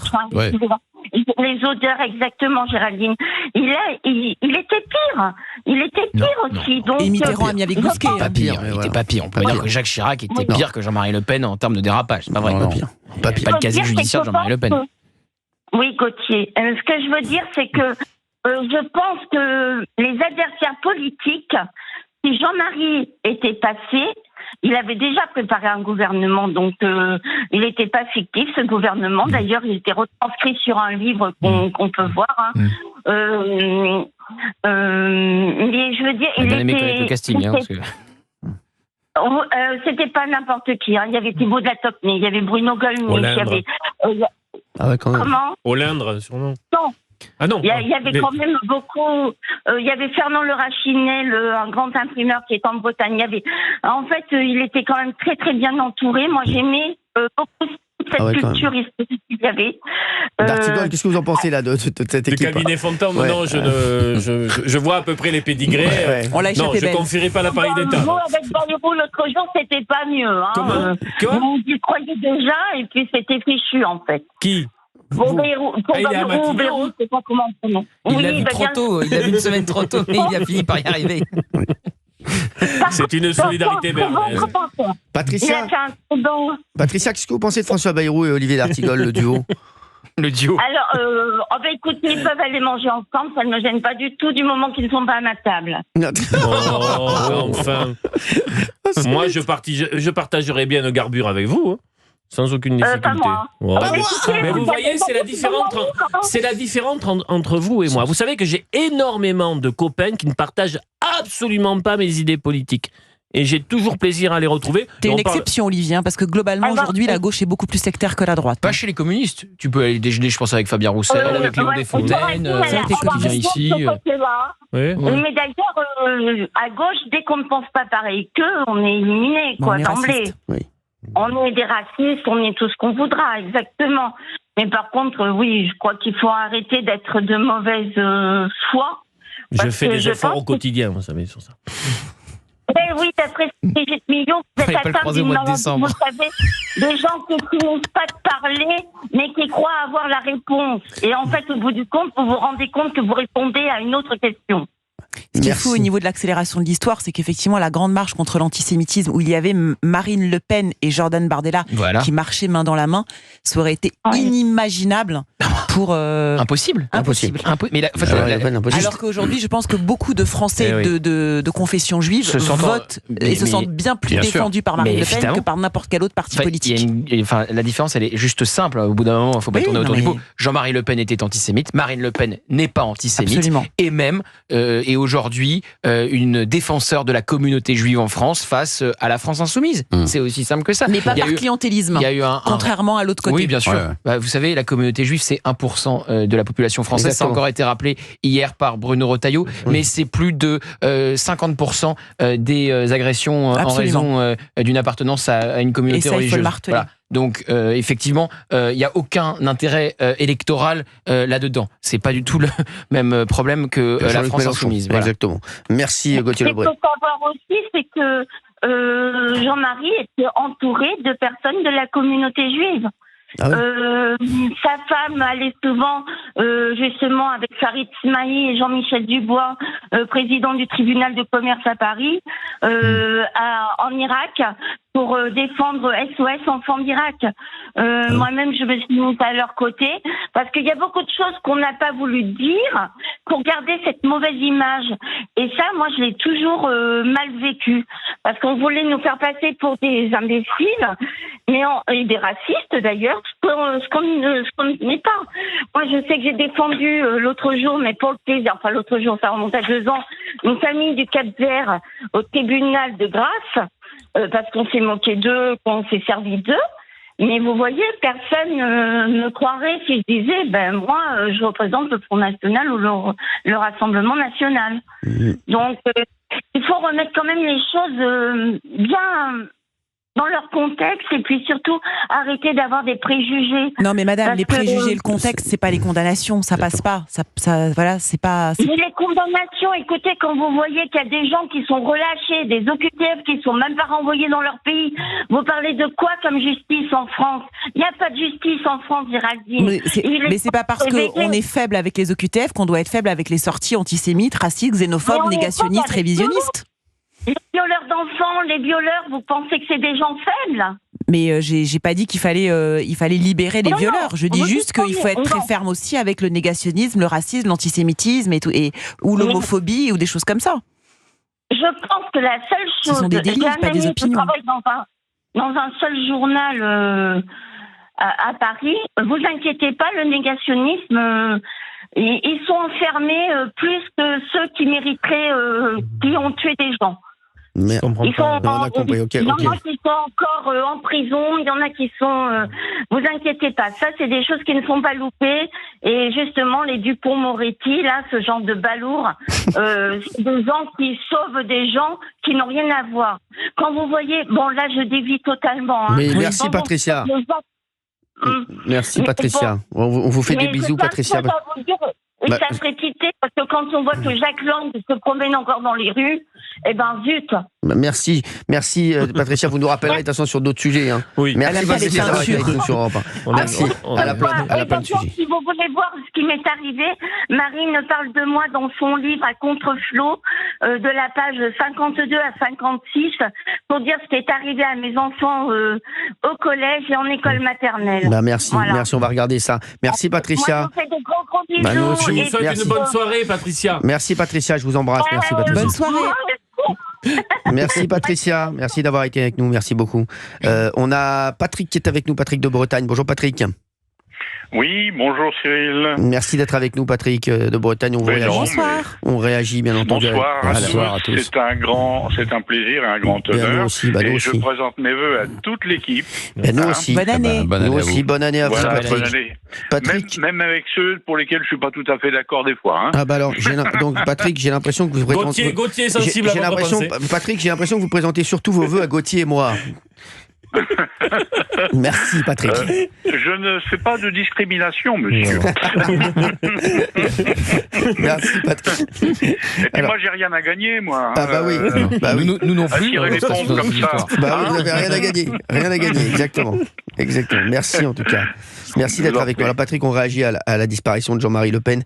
Qu'est-ce qui vous est venu en tête tout de suite? Bah si vous voulez... je me dis une page d'histoire qui tourne, se tourne. Parce que bon, Jean-Marie, je l'ai un petit peu côtoyé à mes 20 ans, puisque comme je l'ai dit à votre collaboratrice, je faisais partie d'Ordre Nouveau à l'époque, et j'étais à la création du Front National. À l'hôtel Moderne, je crois que c'est je me rappelle plus bien les dates, à mon âge, octobre 72, pour la création du Front National, pour lequel j'étais d'accord. Moi, j'étais beaucoup plus physique et disons un peu comme l'extrême gauche actuelle, et en point violent. Et j'étais d'accord pour un vrai parti politique à côté de notre côté un petit peu plus excessif, je dirais. C'est sûr. Voilà. C'est sûr, mais c'est sûr. C'est Ordre Nouveau qui nous a un peu... ça nous a coupé les jambes. Ça nous a coupé les jambes. Bah oui. Ça fait un CV. Hein. Le bon temps. Et quand on a 20 ans, on est excessif. On va défendre ses idées d'une façon extrême, comme le font certains gauchistes. Un peu trop, mais bon, tant pis. D'ailleurs, qu'est-ce que vous pensez de l'apéro ils veulent organiser, vous avez vu, un apéro géant, place de la République. L'apéro à Jean-Marie, c'est ça? Jean-Marie Le Pen est mort, apéro géant. Qu'est-ce que vous pensez de ça?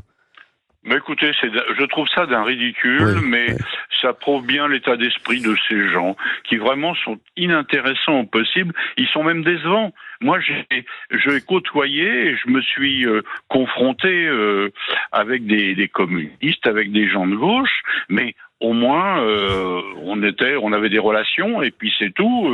On savait qu'on n'était pas d'accord. Ça permettait même de faire évoluer un peu les choses.